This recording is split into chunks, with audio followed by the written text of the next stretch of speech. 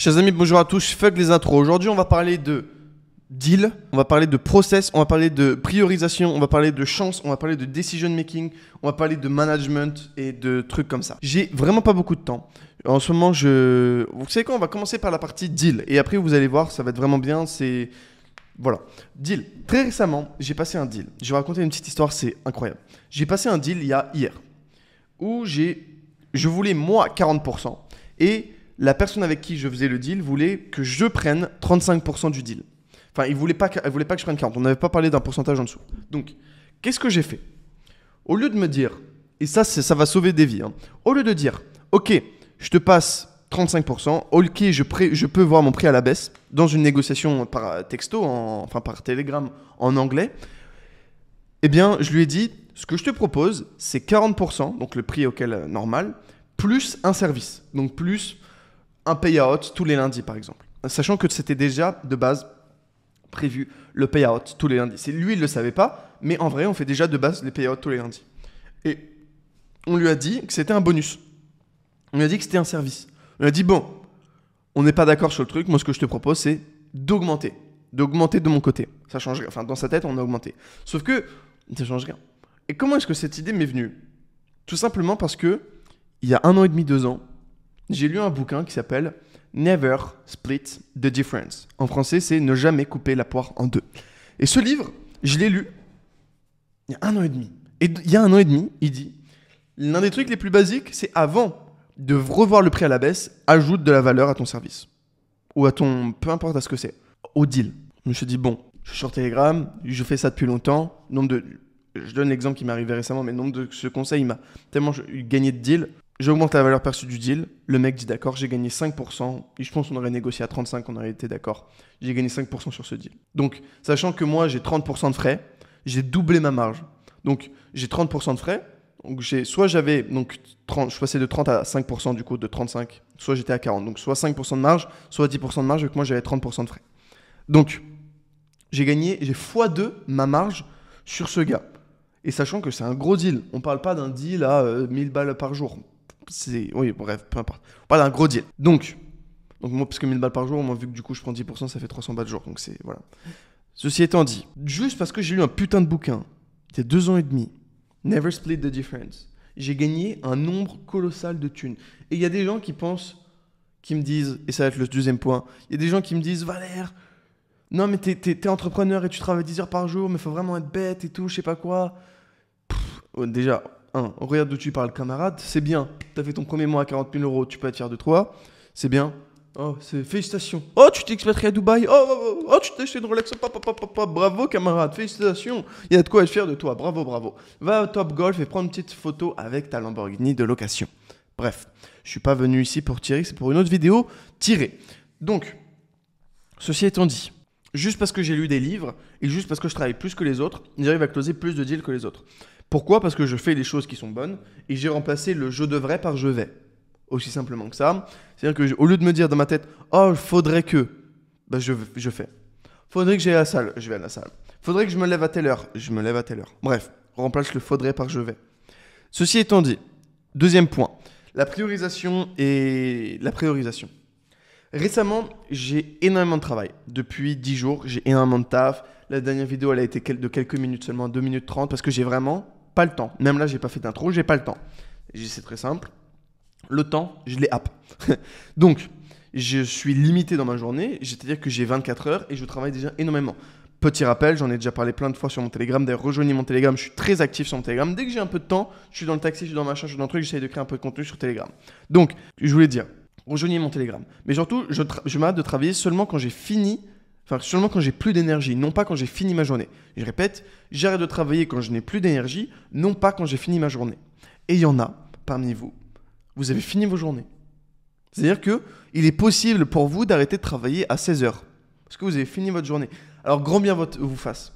Grand bien vous fasse. Peut-être que parmi vous, il y en a, c'est en adéquation avec vos valeurs. Vous êtes là en mode, je veux que ma vie perso prime sur ma vie business. Moi, je suis en mode, ok, je suis en no mode jusqu'à plusieurs années encore. Et c'est juste tryhard. Et en fait, je m'en bats les couilles. Dans 2-3 ans, je reprendrai la vie normale. Enfin, quand je le voudrais, je reprendrai la vie normale. Et puis là, la vie sera cool avec des dizaines et des centaines de millions. Ceci étant dit, et j'aurais kiffé. Et je suis très jeune, c'est pour ça que je me permets de ça. Parce que là, j'ai actuellement 21 ans. C'est-à-dire que si je travaille encore 10 heures par jour pendant encore 3 ans, j'ai 24. Et à 24, en fait, je suis encore très jeune, quoi. Donc, ceci étant dit, très belle l'expression. La priorisation des tâches. Étant donné qu'on a une durée limitée de temps de travail et qu'on a travail illimité, exemple, si tu crées du contenu, tu peux toujours créer plus de contenu. Par exemple, moi, je pourrais toujours essayer de faire du contenu en avance. C'est-à-dire que si demain, j'ai pas de travail, dans tous mes autres business, il y a toujours un minimum à la création de contenu, ce que je fais actuellement, où il faudrait que je fasse une vidéo, puis une vidéo en avance, puis 3 vidéos, puis 5 vidéos et 8 vidéos. 8 vidéos, pour moi, c'est un mois de content. Ok, ça va, c'est quand même beaucoup un mois de content. Mais c'est quand même long, 8 vidéos. Tu vois l'idée. Je crois qu'au max, j'ai eu 1 ou 2 vidéos d'avance sur 180 vidéos publiées. C'est pour te dire. Je suis plus en... là, on est je vais la publier tout à l'heure, ce soir. Ceci étant dit, la priorisation est la chose la plus importante. C'est-à-dire qu'il y a le grand palier de base, c'est la productivité. Mais la productivité, en vrai, c'est facile. Les gens, j'en ai déjà parlé, ils veulent passer de 90% de productivité à 91, puis de 91 à 92. Sauf qu'ils voient que le premier socle de base. C'est-à-dire que ça, c'est la productivité. Et par-dessus la productivité, il va y avoir, boum, tu vois, va y avoir le decision making. Et au-dessus du decision making, il va y avoir,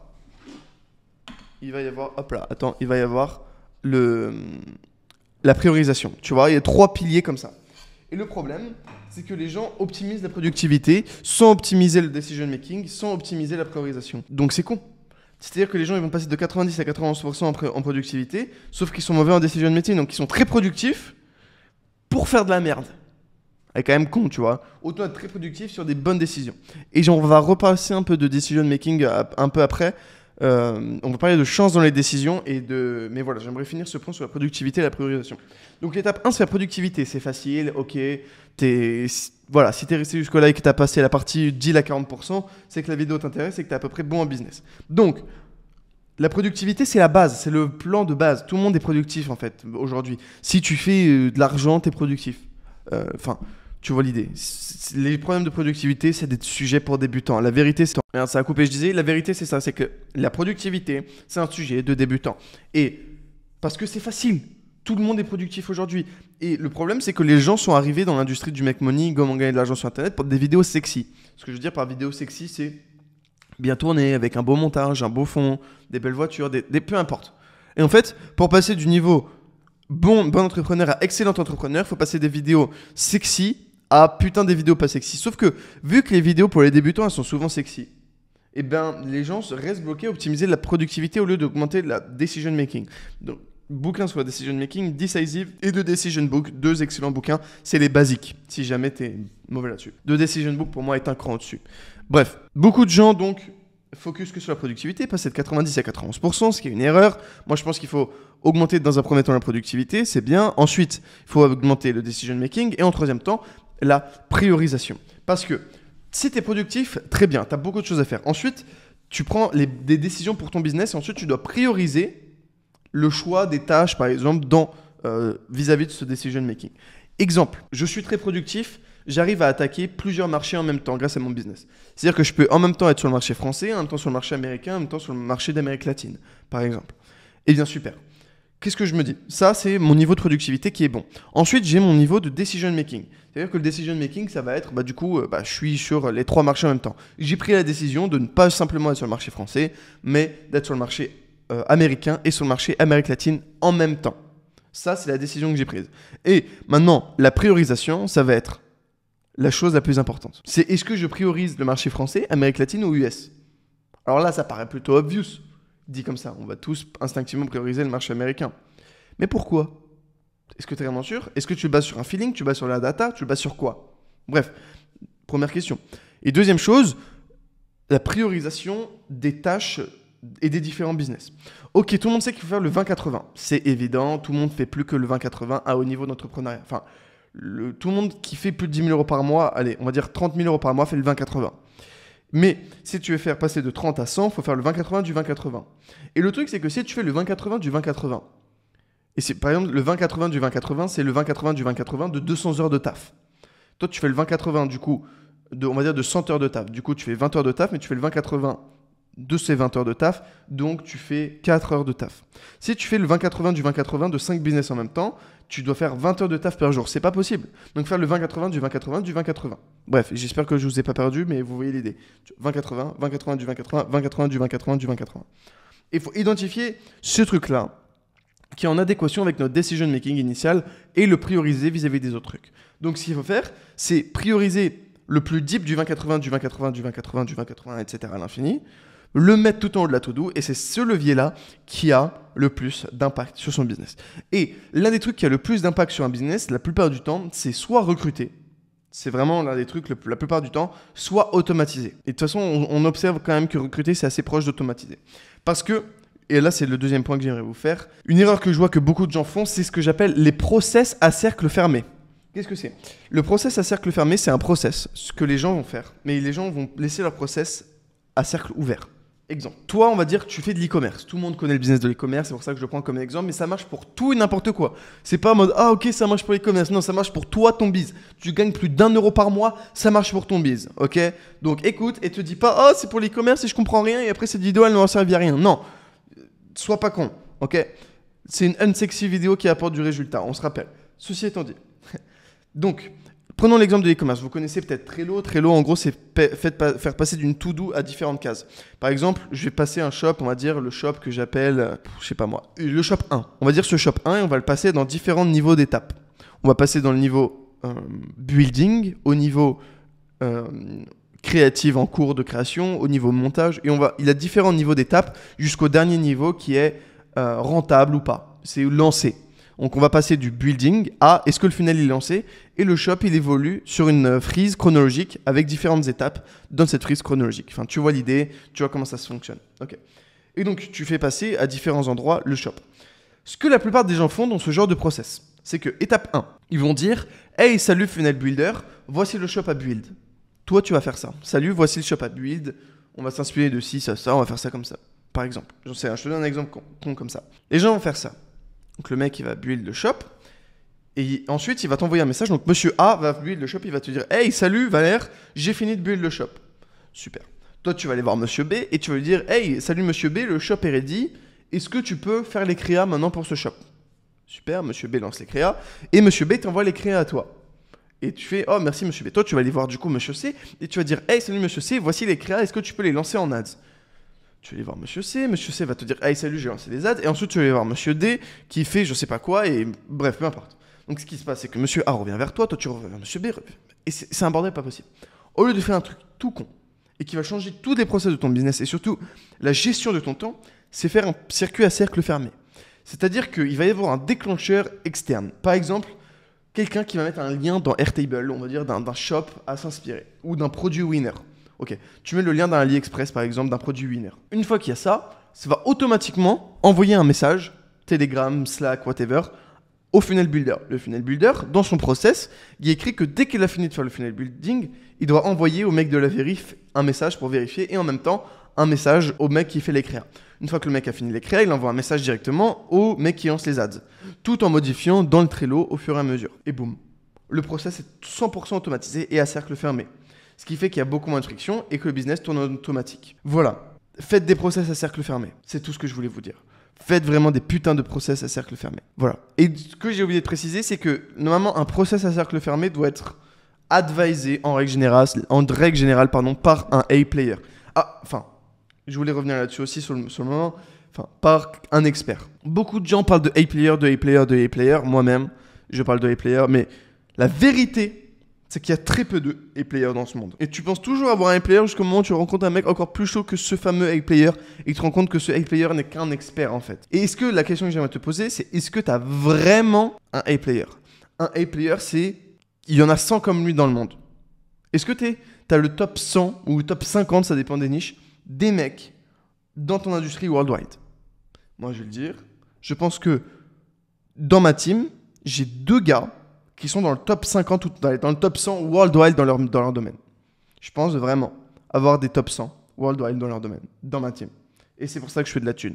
Et je pense aussi être un top 100 dans un domaine très particulier. Peut-être, allez, peut-être, bon, peu importe. Je sais pas en fait. Où est-ce que j'en suis dans un... Je m'en bats les couilles d'avoir raison, je care about winning. Je sais pas comment on dit en français.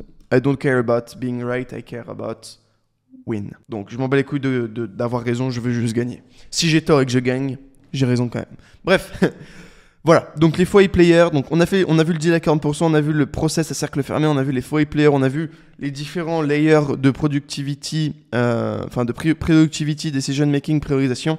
Et j'aimerais finir par la chance des décisions.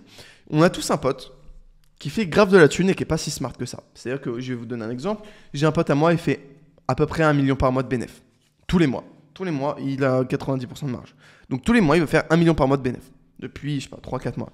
Et j'ai un autre pote à moi, il fait 120, 150K par mois de bénéf, 404 CA, 304 CA, il doit marger à 50%, peut-être un peu plus. Allez, on va dire plus, j'en sais rien. 150K versus 1 million. Tu vois, en termes de... il lui met x10 quasiment en termes de revenus, x8, x7. En termes de bénéfices nets tous les mois. Pourtant, mon pote à 150K par mois, il est plus smart. Il a plus de knowledge en business, il est plus chaud en business, mais il gagne moins. Comment ça se fait ?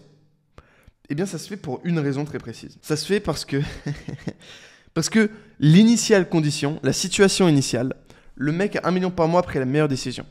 Exemple pour que tu comprennes bien. Si moi, avant de créer du contenu, je m'étais dit, je vais créer du contenu sur TikTok ou sur Insta, enfin sur le format short, au lieu du format long. Je me dis ça. Ma vie n'aurait rien changé. C'est-à-dire que j'aurais passé autant de temps à créer du contenu, c'est-à-dire que mon travail aurait été le même. Sauf que de base, j'avais pris la décision. Sauf que au lieu de prendre la décision d'aller sur YouTube, j'ai pris la décision d'aller sur les shorts ou sur les formats courts. En 3D, enfin dans ma vie, ça change quasiment rien, mais dans mon business, ça change tout. Et le problème, c'est que la plupart des gens, ils prennent des décisions de merde au début. Moi, pareil, on est tous unanimes. Enfin, t'es d'accord si tu me connais depuis un moment. J'aurais été sur les shorts, ça aurait été de la merde. Enfin, je serais pu marcher, mais ce que je veux dire, c'est ça aurait moins marché que ce que je fais actuellement. Enfin, en fait, j'en sais rien. Peut-être que ce que je fais, c'est une mauvaise décision. Bref, est-ce que le mec A, qui fait 1 million par mois, qu'on va dire, il a choisi la création de contenu, et le mec B, il a choisi la ads. C'est pas le cas, mais on va dire ça. Eh bien, le mec A en création de contenu, qui fait 1 million par mois, est-ce qu'il est plus smart ? Non. Est-ce qu'il a plus de knowledge business ? Non. Mais il a pris une fois au début, par chance, une meilleure décision.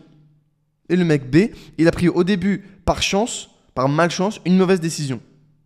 Et en fait, aucun des deux ne va look back, donc regarder en arrière, à cette décision, est-ce qu'elle était bonne ou pas. Et la plupart du temps, quand tu commences le business, tu prends des décisions de merde. C'est évident. Parce que tu es juste mauvais en business.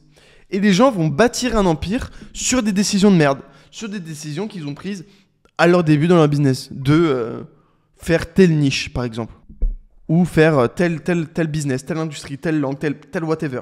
Ils vont bâtir tout, ils vont travailler dans une longue direction, alors que c'est une décision de merde qu'ils n'ont jamais remise en question. Et on a dans Business OS un live qui s'appelle Comment passer de 100 à 300K par mois, qui est vraiment bien, qui est l'un de mes lives préférés que j'ai vraiment le plus aimé. Et l'un des piliers Business OS, qui est d'ailleurs pour tous les niveaux, bref, c'est pas le sujet, qui n'est plus disponible maintenant, les places sont fermées. Bref, d'ailleurs, rejoignez mon canal Telegram en description, c'est un autre sujet. Bref. Et dans ce live, pourquoi est-ce que je l'aime beaucoup ? Pour plein de raisons. Mais surtout, l'un des piliers de ce live, c'est supprimer. C'est revoir les décisions de merde. Et c'est primordial pour vraiment passer au niveau suivant. C'est supprimer du process, simplifier de la tâche et surtout, revoir les putains de décisions de merde qu'on a prises. Et que vous avez prises. Vous avez bâti votre business sur du caca. Littéralement. Souviens-toi quand t'as bâti ton biz parce que t'étais con. Et maintenant, tu es smart et tu remets pas en question les décisions que tu as prises à ce moment-là. Donc, remets-les en question.